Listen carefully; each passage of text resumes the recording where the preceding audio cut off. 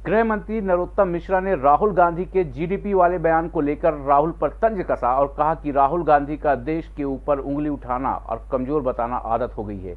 GDP सिर्फ भारत की नहीं, कई देशों की कम हुई है। उन्होंने कहा, इस मंदी के दौर में भी मध्य प्रदेश और केंद्र की सरकार ने किसी गरीब को भूखा नहीं सोने दिया।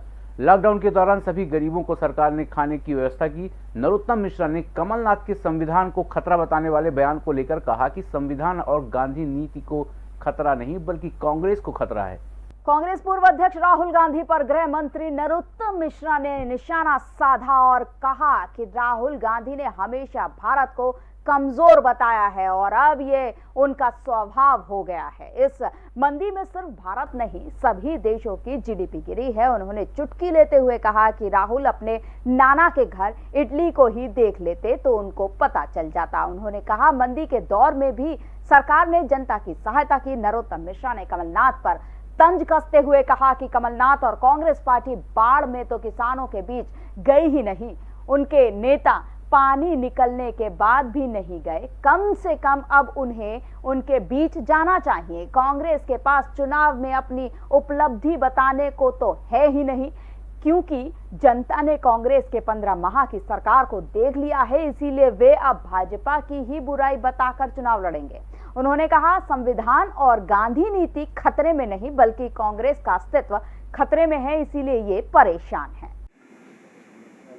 देखो, ये कांग्रेस की तो लीला अपरंपार है, उनके नेताओं की लीला अपरंपार है। आज मैंने पढ़ा उनके नेता कमलनाथ जी का बयान के गांधी की नीति और संविधान पे खतरा है। ये नहीं कह रहे कि कांग्रेस पे खतरा है। खतरे में ना तो संविधान है ना गांधी है, खतरे में कांग्रेस है। उस पर ध्यान दें तो समझ जाएगा। अरे थोड़ा बहुत तो बाहर निकलो। टीवी और ट्विटर पे राजनीति कर रहे हो। हमारे मुख्यमंत्री रात रात भर बाढ़ में चल रहे हैं, पानी में चल रहे हैं। एक नेता नहीं निकल रहा, एक नेता। अचंभा है। उसके बाद सितम ये है कि आलोचना कर रहे हो और पता नहीं आप लोगों का ध्यान इस बात पे क्यों नहीं जा रहा है। भाई, ए टीम नहीं निकल रही तो बी को भेज देते, सी को। हालांकि टीमें बची नहीं है अब। ये सच है कि वहां पर व्यक्तियों का टोटा है, लेकिन अच्छा हो कि एक आध बार तो निकल जाओ। अब तो उतर गया है, अभी चले जाओ। भारत के ऊपर उंगली उठाना आदरणीय राहुल गांधी जी का स्वभाव हो गया है।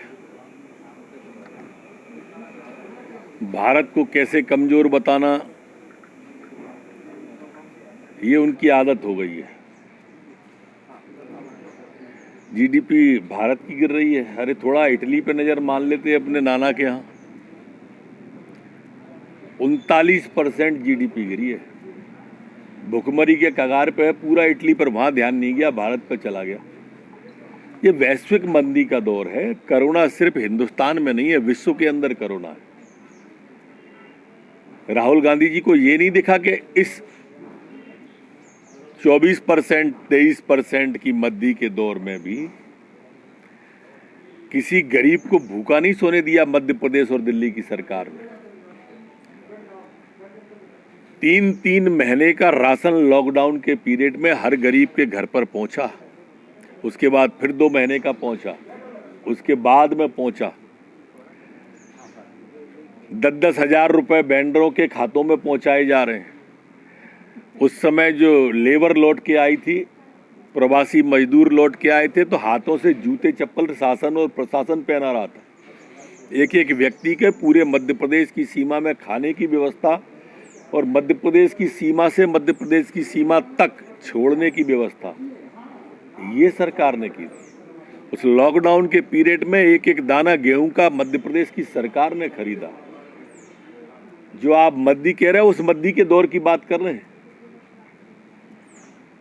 कभी विश्व की तरफ देखना नहीं, कभी इटली की तरफ देखना नहीं। एक उंगली जब हमारी तरफ उठती है तो 3 आपकी तरफ भी उठ जाती हैं। कांग्रेस के नेता लोगों खुद से लड़ी हैं, धमाका है ही नहीं ना। धमाका तो तब नहीं था जब हम 15 साल की सरकार चलाने के बाद चुनाव में गए थे। तब कांग्रेस को बहुमत नहीं मिला। जब तब नहीं मिला तो अब कहाँ से मिलेगा? अब तो आपके 15 महीने के काले कारनामे ही काफ़ी हैं। जो किसान से झूठ बोला 10 दिन में 2 लाख रुपए देने का और एक किसान को नहीं दिया, जो नौजवान से झूठ बोला 4,000 रुपये महीने का और एक को नहीं दिया, जो बेटियों से झूठ बोला नई स्कूटी देने का और एक को नहीं दिया, जो रोजगार देने के नाम पर छला गया, एक रोजगार नया सृजित नहीं किया, तो इनका भविष्य अंधकार में है। अब ये बोलने को बचा क्या है इन पे? ये अपनी उपलब्धि लेके तो अब जनता के बीच जा नहीं सकते, सिर्फ हमारी आलोचना करने को जाएंगे। तो इतना तो जनता समझती है ना कि 15 महीने में क्या किया, अब बताओ। निश्चित रूप से उसकी तैयारी चल रही है। प्लाज्मा की दृष्टि से भी, व्यक्तियों के स्वास्थ्य की दृष्टि से भी, और रोग रोधक क्षमता उनकी कितनी, एंटीबॉडी कितनी डेवलप हो गई है, इसकी भी जानकारी अगर साथ साथ अगर आती है तो निश्चित रूप से कोरोना से लड़ने में वो सहायक सिद्ध होगी। क्योंकि बहुत बहुत शुभकामनाएं। गणेश जी हमारे यहाँ शुभंकर माने जाते हैं। कोई भी शुभ काम पूरा होने के पहले मंगलम भगवान विष्णु, मंगलम गरुड़ध्वज, मंगलम पुनारी कांक्षम, मंगलाय तनोहरि से। हमारे 12 गणेश जियों की आज अलग अलग स्थापना होती है, अलग अलग विसर्जन भी होता है, और इसलिए आज के शुभ काम 12 गणेष जियों की भी प्रथम वक्र तुंग च देक दंत द्वितीयकम तृतीय कृष्ण पंगाक्ष गजभस्तम चतुर्थकम लंबोदरम पंचम च षष्ठम विकटमेव च सप्तम विघ्न राजेंद्रम धूम्रवर्ण तथाष्टमम नमम भालचंद्रम च दशम तु विनायकम एकादशम गणपति द्वादशम तु गजाननम। बहुत शुभकामनाएं। Rabindranath Tagore University, formerly known as ISECT University, the pioneers in skill development with focus on creating industry-ready professionals. Join India's premier skill-based university, Rabindranath Tagore University.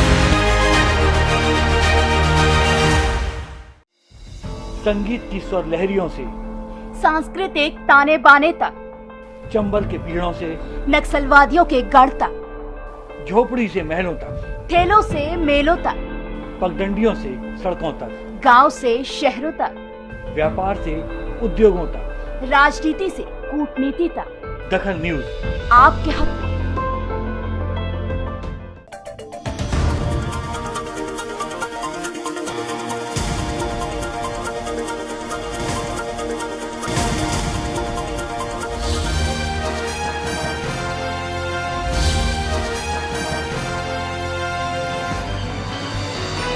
आप देख रहे हैं दखल न्यूज।